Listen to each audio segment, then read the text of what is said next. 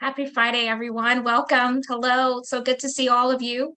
We have been expecting you, and we're so glad that you decided to dedicate some of your Friday to spend with us as part of our Intentional Conversations podcast, where we intersect conversations around diversity, equity, and inclusion and leadership in business.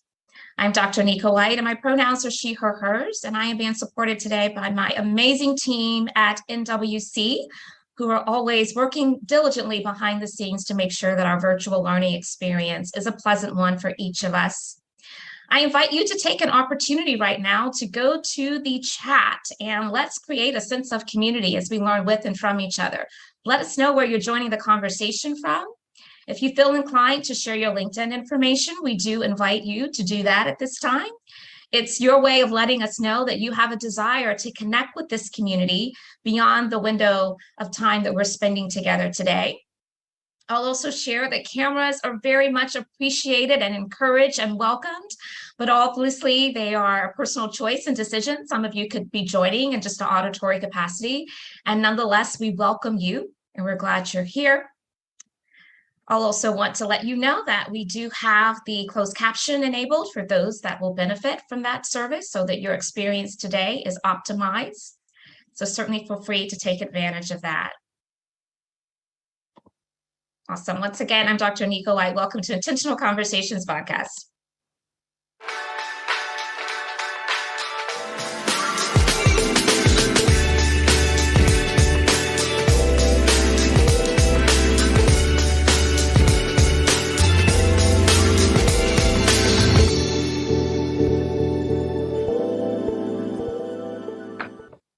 Great. So if you're just now joining us, you have reached Intentional Conversations podcast, where again, we intersect conversations of DEI with leadership and business. Welcome to each of you.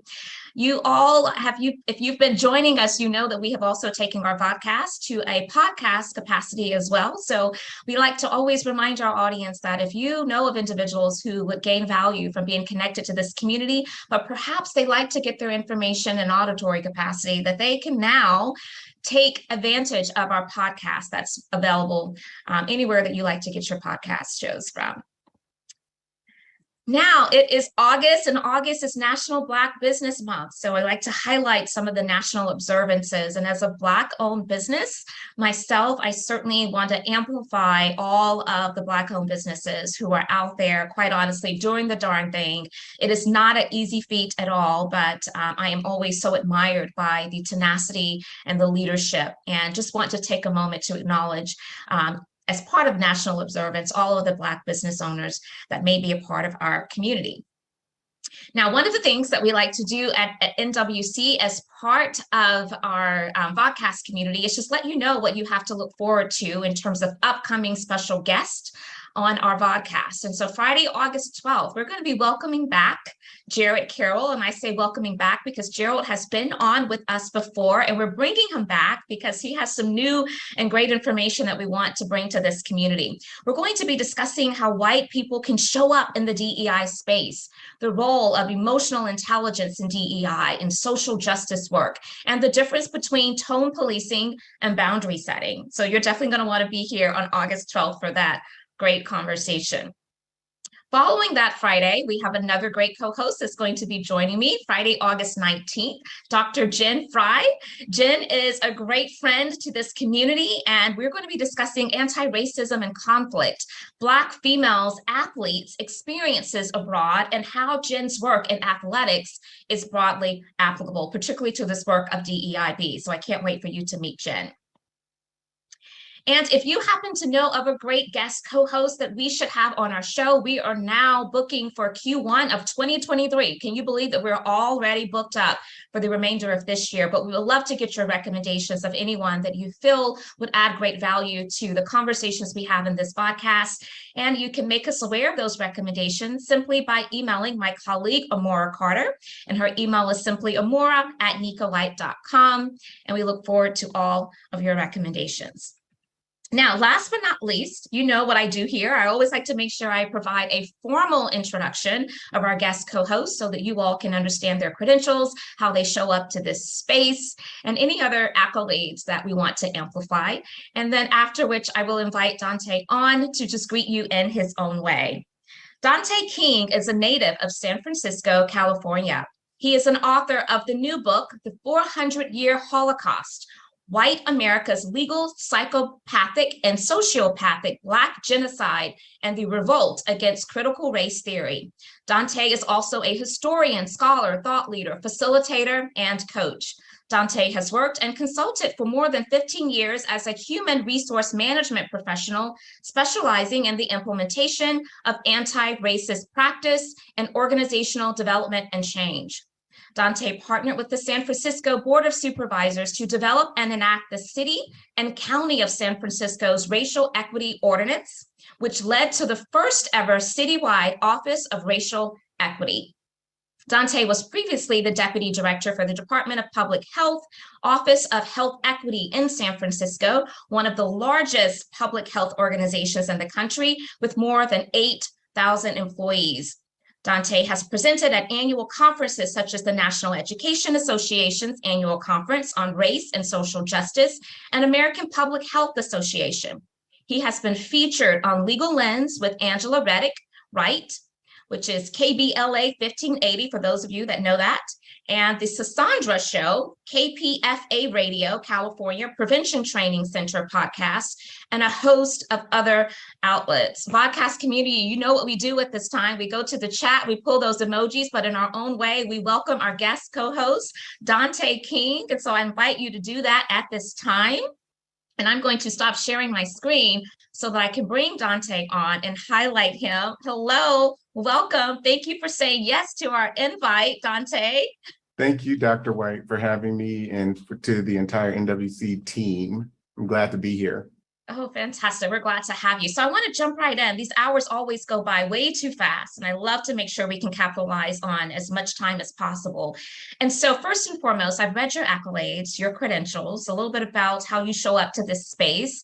But one of the things that we often do on this podcast is before we delve into great dialogue, we invite our guest co-host to share a little bit more about themselves and specifically what we're looking for, or what are some other ways in which we can get connected to Dante, how you show up to this work, maybe some other fun facts or interesting information about yourself that we wouldn't find in your bio, but help us just to connect to you on a deeper level. It could even be maybe some intersecting identities that also frames how in which, again, you approach this work. So share with us, please. Sure.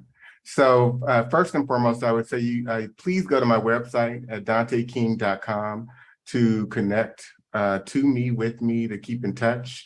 In addition to my book, I am teaching a host of courses actually right now, one through UCSF. It's called Understanding the Roots of Racism and Bias, Anti-Blackness, and its links to whiteness, white racism, privilege, and power. And for those of you who are clinicians in the healthcare field, physicians, nurses, you can actually receive credit. And I'm teaching a 12-week course that centers much of the content in my book and really providing an experience to analyze and examine it.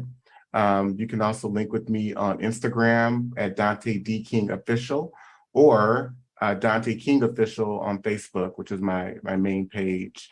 So something interesting in terms of something that I think maybe I left out of my book is that I identify as Black first, male presenting, queer, but also gay, homosexual. And so those are some intersecting identities that really just have shaped my entire experience, how I show up in life. As a child, I was always kind of a different type of individual, and I experienced a lot of rejection.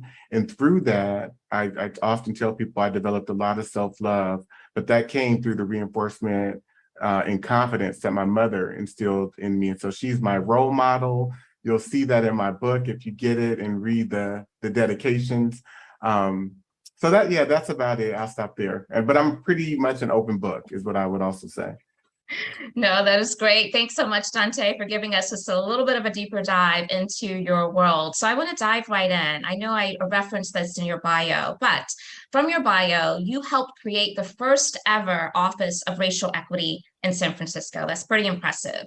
How were you able to combine racial justice and government in San Francisco? I'm sure there are many people that are part of municipalities that are thinking, how can we bring some of that brilliance to help benefit our local geographies? Yeah. So not an easy task, and yet it needed to happen.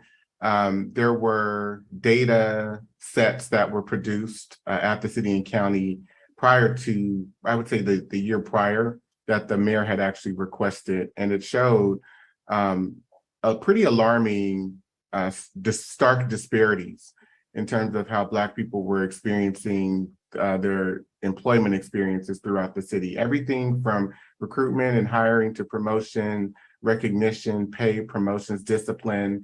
Black people were situated in a very disparate position. And so there was a political will, I would say, at the moment, and we just happened to capitalize on it. So there was a lot of lobbying and partnering with the San Francisco Boards of Supervisors, and working with, even the mayor's office, having sit-down conversations with her to identify what needed to occur. And so the legislation was a collaborative effort.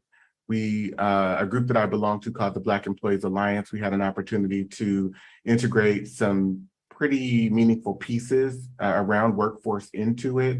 And it established not only just the citywide office of racial equity, but the focus of what then became departmental racial equity action plans that were commissioned for every department throughout the city and county of San Francisco. And I happened to be able to lead and work on constructing the action plans for two of the largest departments, both public health and the transportation agency. Thank you, Dante, for sharing that. That's incredible.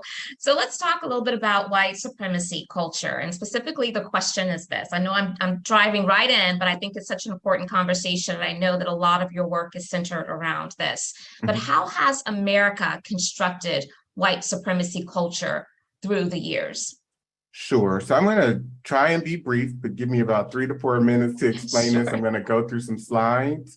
One of the main things that I deal with pretty early on in my book, and which is central to my work, is defining anti-Blackness and looking at what that is and what it means, because that was the foundational component, if you will, for white supremacy, or the development or evolution of whiteness. And so a very succinct way that I will use or define it this morning is anti-Blackness is a white American legal, social, cultural, economic, institutional value and belief system. It involves the deprioritization of humans labeled as Black people, as well as the criminalization, hyper-negativity, hyper-scrutiny, and negative positioning of Black people and or Blackness throughout all aspects of American life. And so Cheryl Harris, in her paper, Whiteness as Property, which she wrote in the early 90s, 93, she says that whiteness is not only premised or emerged, it didn't emerge only for the purpose of exclusivity only, but that it emerged because there was a need, there was the necessity to subjugate others, and particularly Black people, as the principal subjects of that subjugation. And so Theodore Allen, in reading his work around the invention of the white race, he said that white identity had to be taught. And so if you study the legal system and the evolution of legality through the colonial period into the formation of the United States, you see a militaristic strategy being used to train white people psychologically, spiritually, emotionally, in terms of what becomes their priority and or essential to the culture. And so I'm going to give you a few examples of that. So this is an insurrection, a law preventing Negro insurrections. And this is 1680. And it says, whereas the frequent meeting of considerable numbers of Negro slaves under pretense of feasts and burials is judged a dangerous consequence. And let me just give some context. These people are gathering because prior to this moment, they are experiencing rape, they're experiencing pedophilia, they're experiencing sodomy, they're experiencing flogging. The magnitude of brutality is endless. And so it says, for prevention whereof for the future, be it enacted by the King's most excellent majesty by and with the consent of the General Assembly, and it is hereby enacted by the authority aforesaid, that from and after the publication of this law, it shall not be lawful for any Negro or other slave to carry or arm himself with any club, staff, gun, sword, or any other weapon of defense or offense, nor to go or depart from his master's ground without a certificate from his master, mistress, or overseer. And such permission not to be granted, but upon particular and necessary occasions. And so you can see just through this one excerpt of this law that it is not only concerned with limiting the whereabouts or the behaviors or actions of enslaved people, slaves, it's concerned with Negroes. So it is essentially anti-Black, it's connoting that. And so it says, and every Negro or slave so offending not having a certificate as aforesaid shall be sent to the next constable, who is hereby enjoined and required to give the said Negro 20 lashes on his bare back well laid on, and so sent home to his said master, mistress, or overseer. And it is further enacted by the authority aforesaid that if any Negro or other slave presume or lift up his hand in opposition against any Christian, shall for every such offense, upon due proof made thereof by the oath of the party before a magistrate, having received 30 lashes on his bare back well laid on. And so Christian connotes an Anglo-Saxon European ethnic person at this point in time. And there's a transition that occurs toward the end of this century and the beginning of the 18th century. But this is saying and conditioning white people in their relationship to Black people in terms of constituting that they can do whatever they want to a Black person, to anyone within the African or diaspora or Black community, and feel nothing about it. There's a legal, both a legal and a moral sovereignty that is central to this law and to many others. And so it says, and it is hereby further enacted by the authority aforesaid that if any Negro or other slave shall absent himself from his master's service and lie hid and lurking in obscure places, committing injuries to the inhabitants, and shall resist any person or persons that shall by any lawful authority be employed to apprehend and take the said Negro, that then in case of such resistance, it shall be lawful for such person or persons to kill the said Negro or slave so lying out and resisting, and that this law be once every 6 months published at the respective county courts and parish churches in this colony. And so it's dealing with Christianity as whiteness. And so when the terminology of whiteness then comes along, it replaces Christianity for a reason, because they need to be able to distinguish between Indian Christians, Black Christians, because they make it legally, it is legally commanded in a sense that indigenous folk, Black folk transition into becoming Christians. But what this law is also doing, and subsequent laws like it, is replacing the humanity, the psychological, spiritual, emotional connection of white people's humanity to Black people's humanity. And so therefore you have the byproduct of being able to commit harm. It is at the core, violence is at the core of white Christianity. It's at the core of white morality. And what evolves from this, and you'll see this in some subsequent examples that I share, is not only the ability to commit harm and violence and not feeling anything about it. Many white people develop proclivities where they are joyful about committing these acts. And so what we're dealing with, and what some other scholars frame it as, is the diabolical delusional nature of a psychology where we have developed this cultural relationship to mistreat, degrade, exploit Black and brown people, but particularly Black people? Dante, this is deep. This is heavy. This is jarring. I mean, I think that a lot of us probably who are convened here today have found ourselves in conversations along these lines, but it still never gets easy to hear, but it's important and it's context that we must have if we're going to be able to dismantle the deeply rooted systemic racism that still exists and the harm to Black people. So I'm sitting with this and I'm taking this in, but what's coming up for me immediately is how do we solve for this? And I know that you've spent some time really studying this issue to have thoughts that I'm sure are going to be really helpful for this community. But how do we unlearn anti-Blackness? So that's a good question. I think the answer is different based on where you're sitting in the racial hierarchy. And I think the one thing that we typically, when we're focused on DE&I or DI&B, what we don't emphasize enough, or what many people don't emphasize enough, is that these cultural agreements, this cultural nature that exists, was developed intentionally. And so people who sit at the top of the racial hierarchy have an investment in their whiteness, in their white presentingness, in their proximity and or relationship to whiteness, and all of the benefits that come along with it. And it's interesting because I was teaching a course this week and I had about 75 individuals who were in it. And there were about, I think 30% of the group was white. And many of them, and I think it maybe another 25% were non-Black. And I asked them, how many of you were raised to know, just based on what you saw in this culture, what was around you, what you learned from your families, how many of you were taught to know, to feel, to think, that you were superior to Black people, that you were better? And all of them raised their hand. They were honest. And so the next question was, well, when did that go away for you?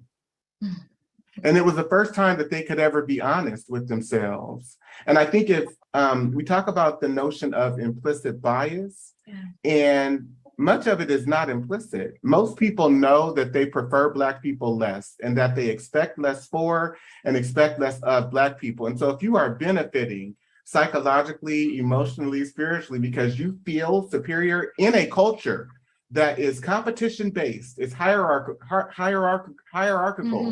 in its form, then you need to have someone else to feel superior to. And so the other side of this is that when I asked the Black people, what did you learn when you grew up in your community? And they said, well, I grew up to know that I was just as good as anyone else. I said, that's the problem right there.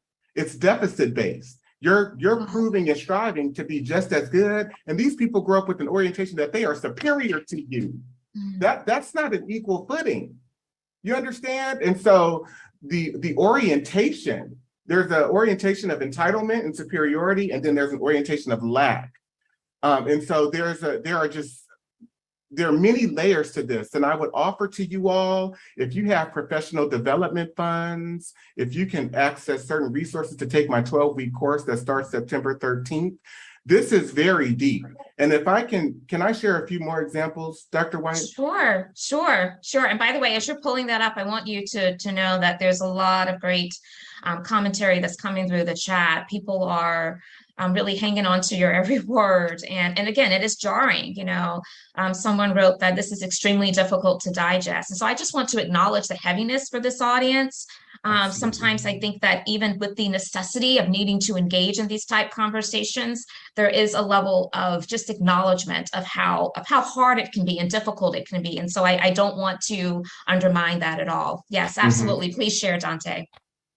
Well, I appreciate you for pointing that out. And just think about, the way that you might be feeling now, and really 12 weeks of waking up to these structures and what we've been through. and carrying that feeling on for 12 years. It can change you. It will change you. So this is a law in 1705, which highlights,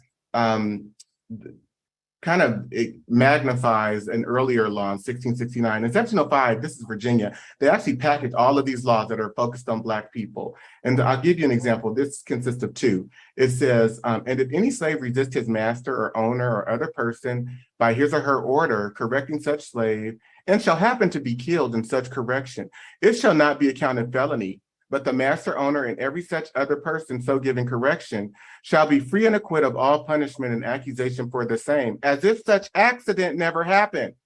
And so think about how we experience the George Zimmermans, the Trayvon Martins being shot, the Tamir Rices, the Sandra Bland. It's a cultural relationship to dehumanize, exploit, degrade Black people. And it goes on and on and on. Thousands of statutes developed like this every year for 400 years, right? And so it's not just that it happens once, but it's followed up and reinforced, and it trains the descendants of individuals. It trains Black people to mistreat and degrade other Black people. And so we operate and function from a place of anti-Blackness that can be more harmful to Black people more than white and some non-Black people sometimes in our aspirations to be as American and as white as we can possibly be. And so the next piece of this law says, and also, if any Negro, mulatto, or Indian, bond or free. So this is not just dealing with enslaved people, it's dealing with free people, shall at any time lift his or her hand in opposition against any Christian, not being Negro, mulatto, or Indian, he or she so offending shall, for every such offense, proved by the oath of the party, receive on his or her bare back 30 lashes well laid on, cognizable by a justice of the peace. So if you lift up your hand against any white person who might be molesting your child, who might be raping your mother, who might be raping your daughter, who might be sodomizing your brother, sodomizing your father, who may have murdered one of your family members and you watched it, and if you lift up your hand to defend them out of that or to defend yourself for any such assaults that might be taking place concerning you, you are going to be given 30 lashes on your bare back, and you don't even have to lift up your hand. This law says by the oath of the person can just assert that you experience threat. And so by the contents of this particular example and other subsequent examples that I share, the safety of Black people resides in the minds of white people and any such other people who determine whether or not one is doing something suspicious or not in any given moment. Okay, and so this is followed up, and I'm not going to go here, but in 1850, the United States Congress passes a bill called the Fugitive Slave Act, which requires every white person in the country essentially to become a police person as it pertains to African Americans. This is 1850. And what they say in this law is that if you are white and if you suspect that a Black person is supposed to be enslaved, you can take them into your possession and turn them in. And they were incentivized to do it. And so you have people such as Solomon Northup, who the book 12 Years a Slave is about. There are other subsequent examples that I share in my course. And these people were free. And yet they were accosted, they were kidnapped and turned in and turned into slaves. That's because the United States Congress facilitated organized terror against Black people. And that continues through the 19th century by the Supreme Court of the United States after the supposed emancipation. I mean, the Supreme Court took 8 actions, in 8 rulings between 1873 in 1926 that were specifically targeted to dismantling the rights and the liberties of Black Americans in this country, in this culture. And so I'm just gonna share, again, this is towards the beginning of my work in the country forming or the colonies forming. This next law says, and for a further Christian care and usage of all Christian servants, be it also enacted by the authority aforesaid, and it is hereby enacted, that no Negroes, mulattoes, or Indians, although Christians, or Jews, Moors, Mohammedans, or other infidels shall at any time purchase any Christian servant, nor any other except of their own complexion. You can only own people of your own complexion, but everyone can own Negroes. It's your complexion or darker, or such as are declared slaves by this act. And get this, and if any Negro, mulatto, or Indian, Jew, Moor, Mohammedan, or other infidel, or such as are declared slaves by this act, shall notwithstanding purchase any Christian white servant, the said servant shall ipso facto become free and acquit from any service then due. So Nika, sorry, but you can't hire any white people. They can't work for you. Sorry, Anam. Sorry, Jeanette. Sorry, Jariet. You cannot hire any white person. They cannot work for you. So this is shaping in the white mind, no matter who these people are, how educated or uneducated they may be, how in Nancy Eisenberg's book, White Trash, the 400-year history of class in America, she talks about the nature of many of these white immigrants when they came here and how disenfranchised they were.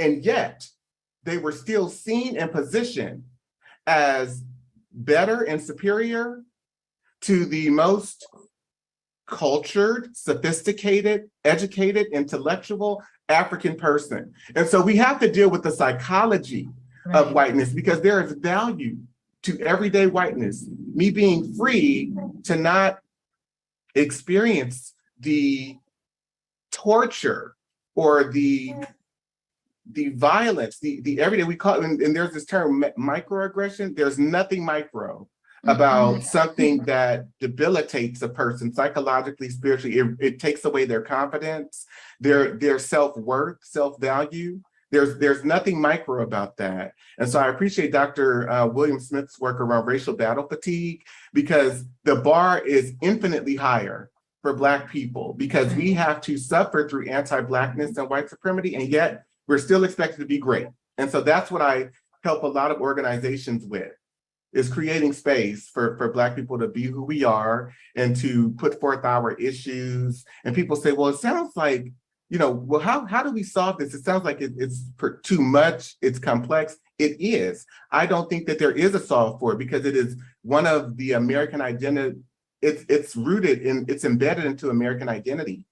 Anti-Blackness is needed. It's necessary for America to be what it is.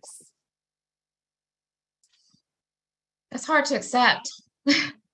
It's hard to accept. I mean, I appreciate how you are speaking so much truth, and you're educating us at a level that I think is really impressionable.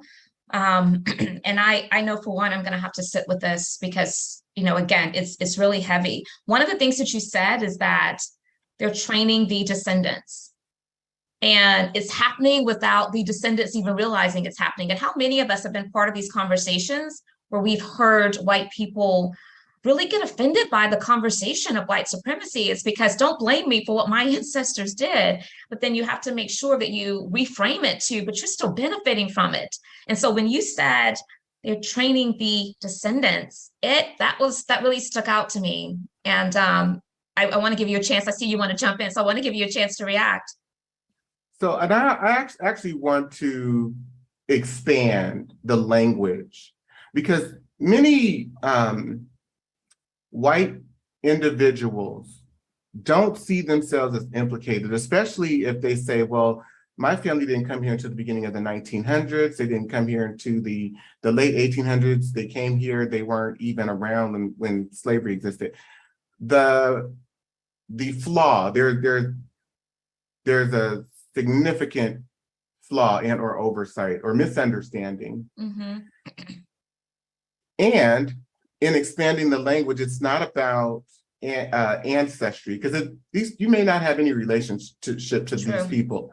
And yet what we're talking about, and I want you all to adopt this thinking, it's about organizations.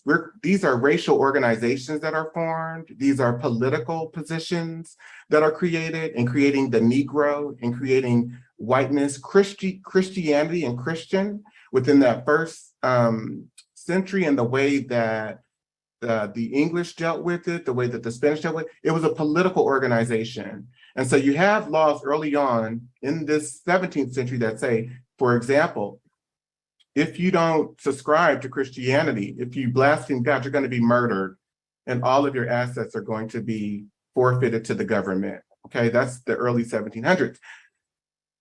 And so whiteness then is a political organization. And over time, various groups of Eurocentric ethnic immigrants are inducted into that organization. Mm-hmm. And so all whites are implicated in this, because once you join the organization, you get to benefit from the history of the organization and everything that the organization has done. And so to join any organization, this is true for you, Dr. White, this is true for me, this is true for Cosette, Ralph, Sabrina, every person on here, to join any organization and not do your research to understand the history of that organization is to be complicit with the mission, vision, and values of that organization, not just in the present, but over time. And none of us, I don't think, would do that, okay? And so we have to understand that as in terms of being a part with that organization, it comes with political power, it comes with political sovereignty. It comes with the sovereignty to be ignorant, it comes with and commit harm and not be accountable for it at all, because the people who are not a part of that organization, who are a part of the powerless organizations, be it Blacks, Hispanics, this goes so deep that it provides that we will never be fully authentic and honest with you in any given moment because we don't feel comfortable. And so therefore, it's not letting you off the hook, but we fear you in a sense. And it compels us to suppress our emotions, suppress our feelings, suppress our reactions about things that happen to us in the moment or in our lives, because the people in the superior organization, not only are they unaware, they possess the capacity to even hear it. And with the absence of emotionality that exists within this organization, because part of becoming American or subscribing to whiteness and or Americanism is subscribing to a transactional nature of commodification. We only value people who contribute something to the American institutional apparatus. And so Dr. White, therefore you have to be a PhD, you have to have written a book, you have to have achieved or accomplished some measure of white patriarchal success, be it economically, be it position-wise. Otherwise, you don't mean anything. And the problem with that is that it does such harm to Black and brown children who don't fit into the white academic model of education, of intellect. And because we have adopted these standards as our measures of which we will value ourselves and value others, when our children don't do well in school, we say to them, you need to get better grades, you need to try harder. We ask questions such as, what's wrong with you? And there's nothing wrong with them. It's just that they or people like them, their ancestors, didn't have the opportunity to contribute to what would be valuable for us. And then also you've got, I mean, there's so many layers to this. And so I'm coming from a place of we all have value, whether we achieve white measures of success or not. Whether we achieve that, we are valuable people, just inherently. And so we have to instill the type of confidence that white people instill within themselves. I mean, we had a president, and this is something that people miss. A lot of people miss about Donald Trump. And I'm not saying that, oh, I'm not here to be political and so on and so forth, but Barack Obama achieved every measure of white success that there was possible, and he was still criticized, right? He assimilated, he did everything he needed to do. They still hated him. We had a president who followed him who was entirely incompetent. He represents the standard for white deficiency and white mediocrity. He could not even put whole sentences together. He couldn't give a speech that where he utilized or made sense for more than 3 sentences. I mean, it just didn't even flow. And no one talked about how inarticulate, how inadequate, how deficient, how unprepared he was for that office. Instead, they overlooked it. And wow, he knows how to make a deal, because that's what we value in white patriarchal society. He's business oriented, he knows the numbers, he's about transactions, but all of these moral standards that Black and brown people have to fulfill and have to meet, that white people don't have to meet them at all. And so I actually quote from, I use an example in my book of this white man who said, I was a teacher for 17 years and didn't know how to read or write. And when I read this article, I talk about how affirming it was, just how reaffirming it was. I had been around white people like this my entire life. I, Dante King, and others like me are compelled to be exponentially great, do exponentially more. And here you have someone that is admitting, I went from grade to grade to grade. My teachers knew that I couldn't read or write. They just encouraged me. They told me that I would get it one day. I went through my undergraduate and graduate education. I became credentialed, became an educator, and could not read or write. I said, wow. Think about how much power, how much freedom is located in that type of agency. This is so powerful, Dante. This is so incredibly powerful. I'm looking at the time and I'm getting sad because I'm like, there's so much more that I know we need to cover. We'll definitely have to invite you back to share. Absolutely, America was founded on racist foundation, and it continues to be deeply rooted in every single system without exception. And so I truly appreciate how even the historical nature of the foundation that we started with, you're able to bring it to today. And so my next question is, first and foremost, I really would love to be a student in your course, because if I'm just getting a flavor of it just in this brief time together, I can only imagine what a 12-week course would do for our learning. And I do know that we did share it into the chat. And so I hope that you all will take advantage of researching that further and considering it for yourself. But here's what I want to understand.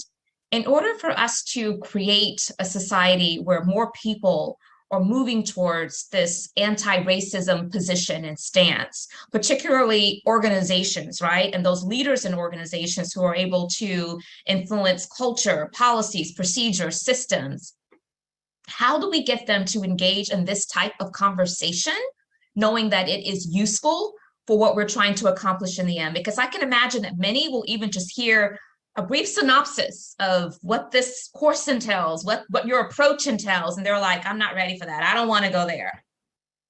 How do you overcome that? Well, I mean, I go where my work will be celebrated and appreciated, and it's not celebrated and appreciated everywhere. And we also have to understand and recognize that there are forces that are working against. I mean, we're in a moment right now where rights are being taken away by the Supreme Court of the United States. You've got state legislatures that have members within it or within them who are designing and crafting legislation so that certain books and certain education will be banned. Yeah. Right?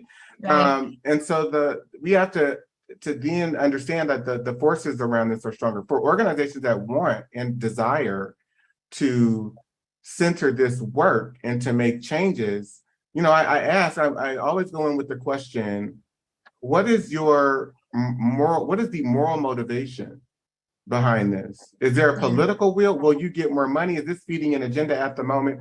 Or do you really want to cultivate long-lasting, sustainable change? Because if it is the latter, then great. I'm willing to invest my time, energy, focus, experience into partnering. But if it's just to check off the box and things are just going to go back to status quo, then not so much. But people have to be willing to dedicate the time, money, because we live in a capitalistic society, Right. the time, money, energy, and patience to this process. It is a process, you know. Yeah, I don't want to go too off track with your question. No, you're fine. So one of the things that you talked about as we were preparing for today is you mentioned that writing your book was both painful and liberating. Yeah. And I just want you to socialize with this audience around what was the most painful part of the process, but Oh I my also want to God. know what was the most liberating part of the process. Well, I'll start with that. The Okay. liberating the liberating part of the process is that it helped me to understand that everything that we as Black Americans, particularly African Americans, how we show up, what it is we do, it's the result of white domination. And so when we look at, for example, Black criminality, where we're talking about, whether we're talking about violence, whether we're talking about someone going out to rob or steal, well, white people have set that up for us. They've given us, this country was founded upon that. And so one of the things I deal with is the institution of sexual assault. Like rape in America, the rape of Black women, particularly when you look at this law of 1662, that said that essentially you can rape Black women and every child that they have subsequently are going to be enslaved because we're going to transition their status of lineage to the mother as opposed to the father, which is where it lied prior to that law. But subsequently, this was the hardest part, one of the hardest parts of my book or my research and my work altogether. And there were many, but when you get into the 19th century, you have all of these laws that around rape, and they're situating Black men as the prototype for rape predominantly. So in most states in the United States, there were no laws on the books that prohibited white men from raping, both white women and Black women, but particularly white men in states where there were statutes around rape, so most of them exempted white men. And so you have Black men as the prototype for rapists. And all of these laws exempt Black women. And I think one of the most disturbing, I'm going to give you two examples. And pardon this, I want to give a trigger warning because some of this may be very revealing and disturbing. But you have this case, for example, where a young Black girl murdered her owner, who she had warned multiple times to stop raping her. And he had impregnated her. She had bore two of his children, was pregnant with a third one. And finally, she killed him because he was raping her through her pregnancies and it was continuing. And the judge gave this instruction to the jury. He says, if Newsom was in the habit of having intercourse with the defendant who was a slave and went to her cabin on the night he was killed to have intercourse with her or for any other purpose and she killed him, it's murder in the first degree. And he sentenced her to murder. So I'm going to reread this. I'm going to read it differently. If Newsom was in the habit of raping the defendant who was his slave and went to her cabin on the night he was killed to rape her or for any other purpose, and she struck him with a stick and killed him, it's murder in the first degree. So it wasn't the fact that she was defending herself against rape and brutality from a terrorist, right? But I, as the judge, acting as a sociopathic, psychopathic terrorist, agree that he had the rights to do whatever it is he wanted to do. In Mississippi, George v. State, concerning a case with a 9-year-old Black girl who was raped by a Black male slave, they actually convicted the slave of death, murder they actually sentenced him to death. They convicted him of rape and sentenced him to death.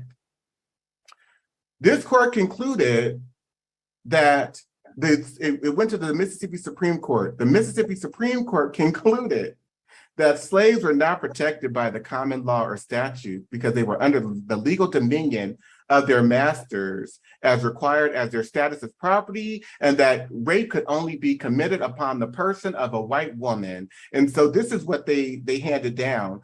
They said that the crime of rape does not exist in this state between African slaves. Our laws recognize no marital status as between slaves. Their sexual intercourse is left to be regulated by their owners. The regulations of law as to the white race on the subject of sexual intercourse do not and cannot, for obvious reasons, apply to slaves. Their intercourse is promiscuous, and the violation of a female slave by a male slave would be a mere assault and battery. And so this almost took me out of here, Dr. White, and I really had to step away from my research because it just confirmed how intentional, how abusive, how exploitative, how terroristic, how diabolical, demented, and depraved this all has been, and that it has been done with thought. It has been done with precision. And when I think about all of the women, my cousins who have experienced sexual assault, who have experienced being molested by a family member, who have experienced being raped by white men, it's enough to make someone go crazy. And I had to step away. I had to go into therapy.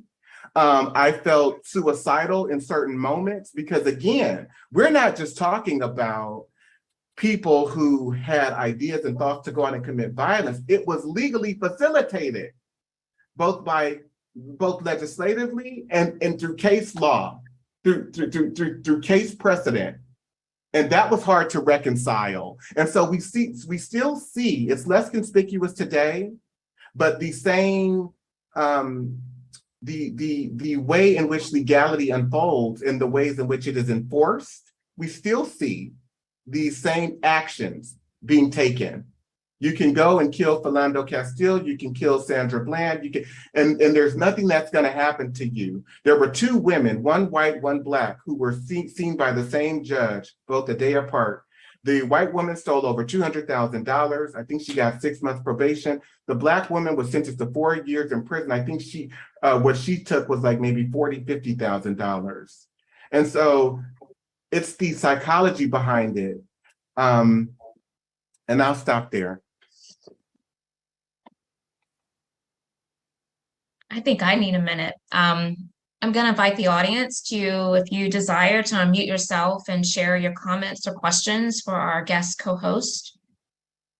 Turning my camera off for a moment.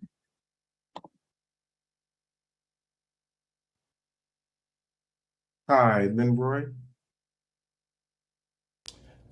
Hey, good morning, Dante, and everyone. I really appreciate your putting things in context. It is heavy.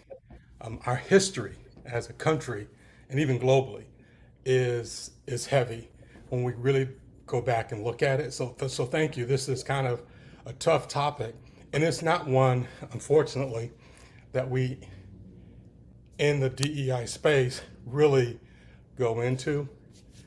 I've been interviewing, and it's fascinating when this topic comes up. One of the disqualifiers for me is I'm comfortable having the conversation and leading it and facilitating it, but most don't want it at all. One organization, this was a multi-billion-dollar organization, said they're not going to deal with that until the fourth or the third or fourth year because they don't want to deal with the topic. This is and it's really just a comment, and wanted to thank you. To me, one of the most important things this body of work does is just getting people to acknowledge and own it and begin to think about what part of this big elephant can I bite, and then take it one bite at a time. But ignoring it, and you mentioned it already about being complicit. We in this space have really become extremely complicit because we don't want to deal with it. We have other things that we want to do. I have one organization that I interview with, major DEI organization. They don't deal with it at all. And so I just wanted to thank you. I know it's hard work, but I do believe this is where, if we can get this right, the work that's done in diversity, equity, and inclusion really begins to make serious progress versus just the band-aids and stuff that we put on it. So I just wanted to thank you and give you some fuel on the road that you're on to try to educate people and continue to kind of prepare people before the slides. I sent you a message in private chat to please, I think that's the other piece to help help set that tone. But outstanding information. So thank you for sharing, and thank you for your body of work. Thank you very much. I'll say that I'm very clear on my mission and purpose, and you'll see that throughout my writings. But I do follow my work up with strategies around how to design policies that are very conspicuous, with naming a very clear mission and vision around changing outcomes for Black and Brown people. Like every policy has to name that and state that, because in constructing white affirmative action, which is what the American legal structure has been about for 400 years, all of these actions have been done legislatively. So you can look at the Homestead Acts of 1862, where white immigrants, white Southerners were given 160 acres of land. And in, I think 1909, that expanded to 320 acres. And they didn't have to pay for it. They just filled out a land application. The conditions were that they either built property on it or built a farm. They just had to improve it in some way. And then the deed would be handed over within 5 years. And these people built townships, they built entire communities. And so, many Black people historically talk about 40 acres and a mule. And I say, no, we deserve way more than that. This country owes us much more than that, because we were excluded many times. And then the subsequent actions that followed up, such as the Supreme Court rulings of Corrigan v. Buckley in 1926, which constituted that racial restrictive covenants were legally binding documents. Euclid v. Ambler, also a 1926 ruling by the Supreme Court of the United States, which constituted that cities and locales could zone according to race, and that where white people live, their communities would be better, the quality of the properties would be bigger, higher quality. Like, we deserve, through legislative action, through policy, to be given our just due. And I'm very clear about that. I make no qualms about it. I'm not timid around it. Yeah. And if you want to understand this better, there's a book by an author called Ira Katz Nelson. I say read his book in addition to mine, but it's called When Affirmative Action Was White. And it talks about through the mid-20th century, all of these affirmative actions that were taken on behalf of and for the benefit of white people in America, and the development, the creation of the white middle class.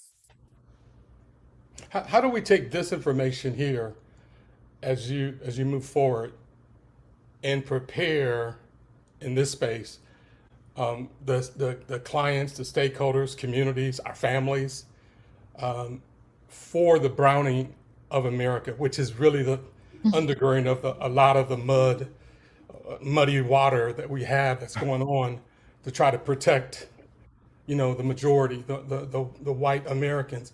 Yeah. How do we take this information in a way, and I know you talked about your solutions, but in a micro level, right? To take that. So let's be clear. First, I would say, if there are any opportunities to partner with any of you to come in and do trainings for some of the organizations that you work with, I'm also available. I think I'm starting to book out for like February, March of next year. So please contact me or my assistants. You can contact me through my website. But let's be clear, America is not browning. America was browning. That is about to go away. And if you understand the history of America, then you understand that when more Black and brown people were brought here as slaves, when Mexicans became Mexican Americans, and when that whole transition, or not transition, but a war actually occurred, which made that happen, you've got the acceleration of white immigration into this country. And so what's going on with the Ukrainian immigrants right now, that is not accidental. And so white people know how to go over to Europe to accelerate and and reach in to that territory to make sure that this country does not brown. White women who represent roughly, I think, 50 to 60% of the women who have abortions, this Roe v. Wade action, that was for them, right? And we see that that was not for all women. The Supreme Court of the United States said very clearly in Buck v. Bell that we need to get rid of the weaker races, the unfit and the undesirables. And they forced compulsory sterilization. That That judgment was for Black and brown women. So let's be clear, America is not browning. And if we don't have enough white people here, we will go across the sea, wherever we need to go get more people who can present as white, who are white. And you also have white presenting Asians, white presenting Hispanics. So there are misnomers out there. And I think we have to expand our understanding of our historical positions and the historical facts, if you will, to understand what's happening in this moment. Thank you so much, Lynn Roy, for your question, for joining us today. You're one of our regulars here on the podcast, and we're so grateful. And Dante, you really have provided a lot of good information for that many of us are still processing, many of us are going to sit with, many of us are going to do our own further investigations as we continue to hold curiosities around this topic that's so important for us to have dialogue around. I can't thank you enough. I hate that our time has run out. That just means we have to invite you back to share more. But thank you kindly. I want to also thank this community for joining us today. If you've heard something today that really has inspired you or helped to shape your journey ahead of really making a difference, a positive difference in our society, then I invite you to certainly share this podcast information with those in your network. And we look forward to seeing you again next week. Thanks so much. Have a great weekend, everyone. Thank you.